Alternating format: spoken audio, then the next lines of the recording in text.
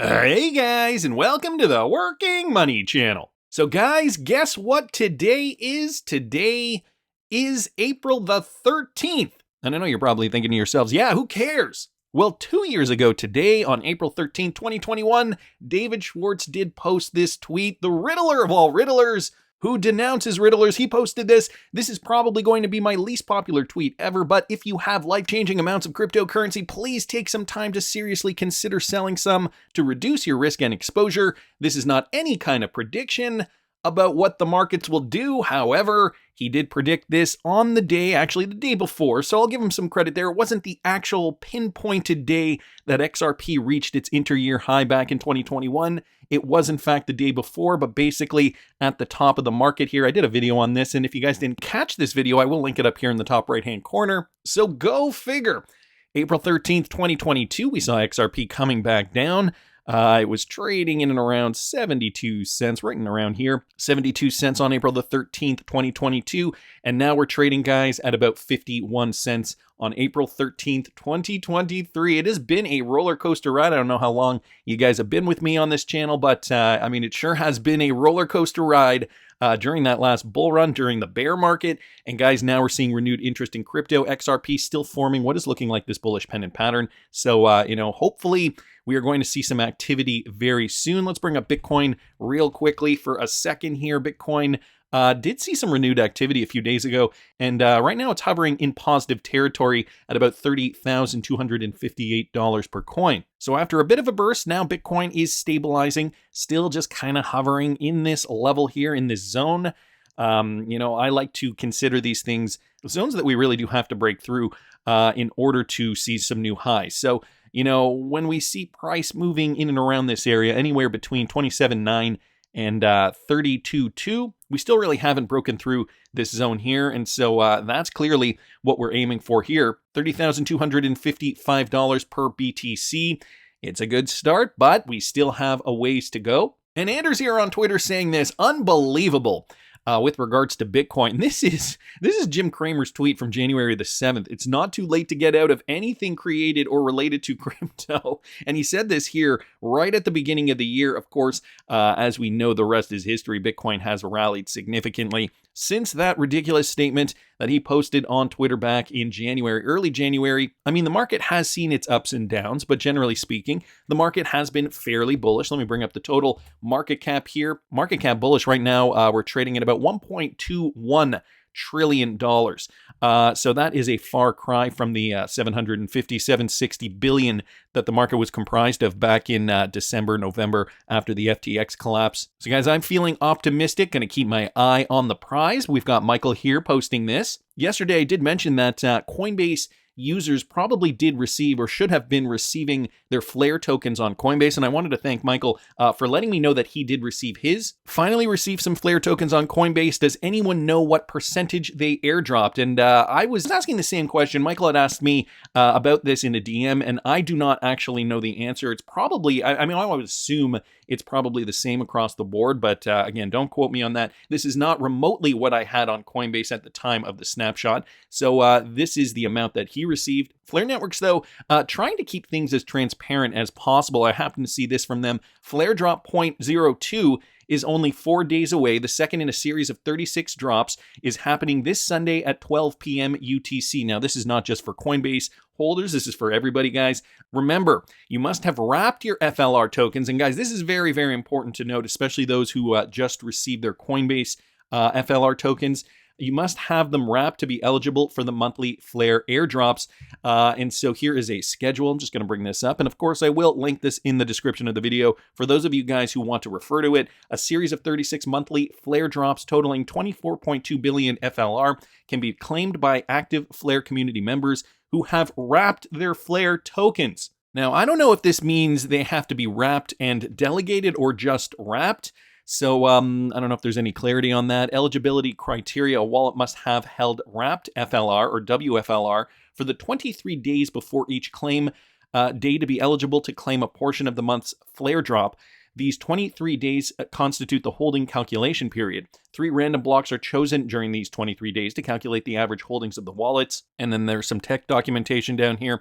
The number of flare drop tokens that a wallet can claim in any month based on its relative share of the WFLR in circulation. No flare-related entity, employee, or founder may use their token allocation to claim a portion of the flare drop. So unless you work for Flare, this last one does not apply to you. And guys, here is the schedule. We are to receive our next airdrop on April the 16th. And so they went one step further, and I'll link this in the description also. This is just a video here, basically outlining how to get started if you guys did in fact receive your FLR on Coinbase. You may be new to this, so it's a good refresher video. Wrap, delegate, and claim your FLR tokens. So here we go, WFLR. So first of all, you do have to wrap them.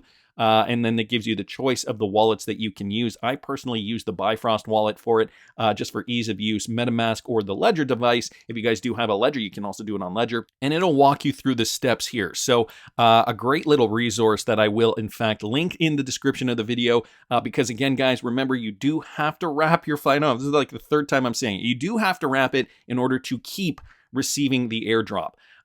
So again, just more information here, giving you a synopsis, and there's a guy explaining here what exactly you have to be doing. So there you go. Moving along to this tweet from Leonidas, Twitter has now partnered with eToro to let users trade stocks and crypto. So another step in Elon Musk's plan for the Everything app, perhaps? Just going to touch on some of these key points here. Starting on Thursday, Twitter will give users the option to buy and sell stocks and other assets from eToro, the company told CNBC exclusively. The partnership marks a rare deal with Twitter. Since Elon Musk took the reins as CEO after buying the platform for $44 billion, Musk has made it his mission to turn Twitter into a so-called super app that offers users financial services on top of social media. So guys, this is breaking news. It was published here on CNBC just early this morning, 4 a.m. I'm recording this a few hours later, so I'm sure we will be hearing more about what Elon Musk is doing. Just the other day, we talked a little bit about how Twitter now no longer exists technically as a company, and how they rolled it into the X.com platform. And I recently did a video on that I will link up here in the top right-hand corner. There's a lot of connections to Elon Musk, Peter Thiel, and some other individuals, connections to Ripple, XRP. There's a few deep dive videos that I have done on that in my catalog. If you do a search for Elon Musk on my channel, you can find some of those and take a look. But we're getting breaking news all the time, and this is the latest. The super app is in the making.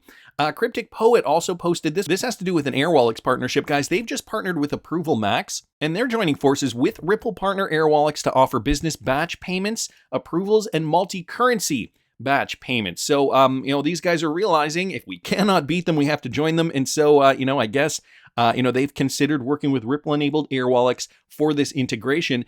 Down here, it says this integration offers a seamless solution for businesses seeking greater control over their payments by streamlining the preparation and approval of payments. The integration also gives the firm the ability to manage client payments without handling manual file uploads, thereby saving time and reducing errors. So down here, just giving some updates on the timeline. They will be live in beta starting April 2023, which is now, for organizations in the UK specifically. And of course, just to give you guys some context, if maybe you're new to the space, Airwallex has been a Ripple partner since at least 2017, leveraging the full power of blockchain. The newest members of RippleNet include Airwallex. So yeah, it sounds like they partnered with them back in 2017. So many partnerships now. I'm starting to lose track, and this is why I was kind of disappointed when I heard the XRP Arcade website was shutting down, because it was a great resource for everything Ripple related in terms of partnerships and all the details. Anyway, wanted to thank Cryptic Poet just for letting us in on that. Also happened to see this, guys, from Wheezy at Nerd Nation Unbox. Ripple has now funded 45 plus universities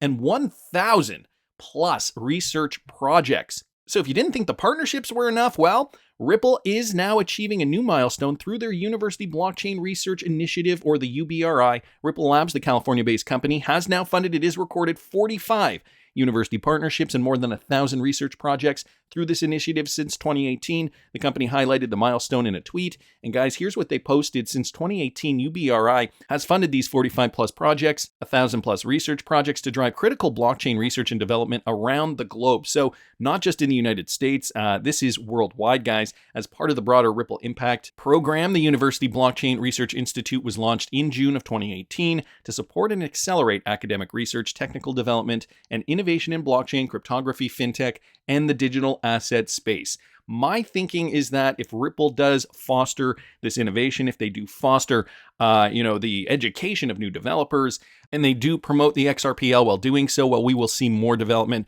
from a brand new generation of students on the XRP ledger. So, it's a win-win for everybody, really. The projects get funded by a deep-pocketed company, and there is more development on the XRP ledger, which will, in fact, drive more utility to XRP down the road. Wanted to thank Wheezy for posting that. Also happen to see this, guys, from the Wrath of Kahneman here on Twitter. So he's tracking this partnership. MasterCard has introduced cross-border services Express. They've collaborated with Ripple partner Fable Fintech, which is in India, and also Payall Payment Systems, which is in the US. So guys, here's the latest from MasterCard. We know MasterCard also is a Ripple partner in its own right. Today, they introduced the Cross-Border Service Express, a new tool that enables financial institutions to seamlessly set up international payments for their customers, including customers in small and medium-sized enterprises, which have a strong need for improved cross-border payment capabilities. And here's a quote: "It's our goal to provide choice, access, and transparency for payments across borders." This coming from Alan Marcard, Executive Vice President of Transfer Solutions at MasterCard. With a simple turnkey integration, Cross-Border Services Express levels the playing field, where we heard that before, and provides small and mid-tier banks, including credit card unions and community banks, with the same international payment features regardless of their size and scale. With MasterCard's cross-border services, participating financial institutions can offer their customers international payments in more than 60 countries to over 100 markets, covering 90% of the world's population. So a huge slice of the pie there. The service offers users flexibility in how they will be able to pay, deliver funds to bank accounts, mobile wallets, cards, and cash payout locations with full transparency and predictability over transaction status and delivery time. And so just back to the Wrath of Kahneman mentioning that they are partnering with Fable Fintech and also Payall. Down here, he says Fable was recently in the news for engaging India's public banks with a cross-border payment platform. And so he just reposted this tweet from March. The MasterCard approach is to offer one connection enabling all cross-border payments. Their cross-border infographics use US, China, PHP, and the UAE in their examples. So a lot going on here, guys. MasterCard, one of the biggies, and of course their main competition, Visa, also Ripple enabled through Earthport. So wanted to thank the Wrath of Kahneman just for posting that. And it's not like Stellar hasn't been busy. 400,000 access points for their MoneyGram on and off ramps, guys. Here is Danelle Dixon, the CEO of Stellar, explaining what Stellar's been up to over the last little while. Listen to this. You can actually take cash into MoneyGram and convert that into USDC and then send that USDC to your family abroad, to your family in another part of this country that doesn't have a bank account. They can then hold those assets or do what they want with those assets. This is available in 400,000 locations globally that MoneyGram has. So you can do cash out in those 400,000 locations, and in 14 of those countries you can actually do cash in as well to convert into Stellar USDC. With USDC or other stable assets, people can use their money in ways they couldn't before. They can send it to another wallet, as I said, anywhere in the world, or hold it for as long as they need to. They can protect themselves from devaluation, which I know here we actually hadn't had to think about until maybe this year, but elsewhere people think about it all the time. Before this, to get access to the crypto assets, you needed that credit card, that bank account, which sort of defeated the whole purpose of the flexibility and control that this technology allows. This is an incredible innovation. Never before have people had such easy access to crypto. In this case, the power and value of a trusted digital dollar and the digital economy. So touching on some things there, I noticed when she talked about the devaluation of money, something that we have not had to worry about in the United States, but in other countries, they are worrying about this all the time. Also, the 400,000 access points for MoneyGram on and off ramps. Guys, this is just making payments more seamless every single day. Of course, the world is running on blockchain technology. We're seeing all the Ripple partnerships, the funding grants, 45 plus universities, and 1,000 plus research projects. Okay, I mean, Elon Musk is pushing for something brand new in the United States, a super app. Well, I mean, right now it's Twitter, but eventually an app that we can make payments on, similar to WeChat in China. So all this is coming down the pipe. Then I happen to see this from Rhino. I guess XRP won't be all the money after all. And I think that, that myth has been debunked. XRP, even though it's not going to literally be all the money, like literally every single dollar on planet Earth, I mean, it won't be that. There are so many different technologies that are going to, be able to facilitate these types of payments. He says this, though. Ex-Ripple employee Kelvin Lee says WadsPay covers business-to-business to consumer digital payments, something no other company offers. Read it for yourself. So this is a statement from WadsPay. I joined WadsPay because it offers a complete digital payment experience that covers business to business, business to customer that no other company offers. And then he says this, Ripple focuses on cross-border business to business. MasterCard and Visa are predominantly business to customer. With the WadsPay blockchain ecosystem, it's a perfect marriage for digital payment services built around a payment agnostic distributed ledger technology framework.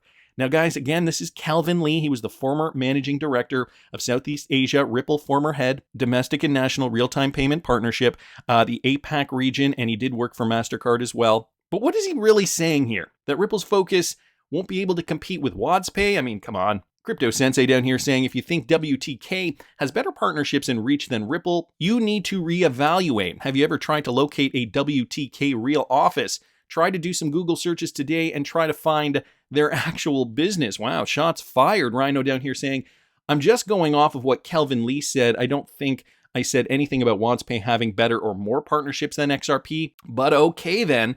So, I mean, the XRP army down here challenging him on this statement. Apehead NFTX down here saying just because Ripple focuses on cross-border payments doesn't mean they are the only game in town and that people can't build other rails on the XRP L2. Exactly. Guys, this technology is interoperable. It is meant for people to be able to build it out. I think what Kelvin Lee was explaining here was just that, WadsPay is another solution. He was pointing out, the differences of WadsPay to Ripple. This is certainly nothing to be intimidated by, considering all the partnerships we are seeing in the space. And again, all boats will rise based on crypto clarity. I mean, Ripple was a partner with MoneyGram at a point in time.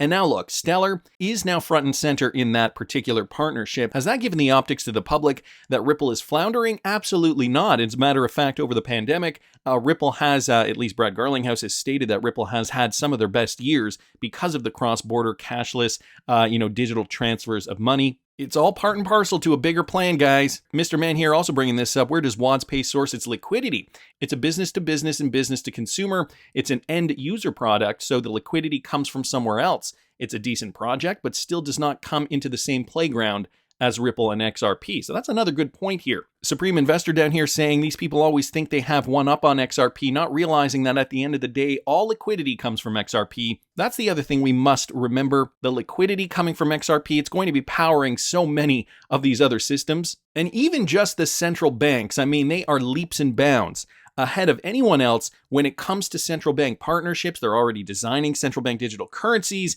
in certain countries. And the XRP lawsuit, a final verdict, I think that is eventually what's going to seal the deal for the floodgates to really open. That's just my opinion, but I want to hear what you guys think. Please subscribe to the channel if you haven't already. Like the video if you like the content I'm providing. I always love hearing your comments. See you in the next one, guys.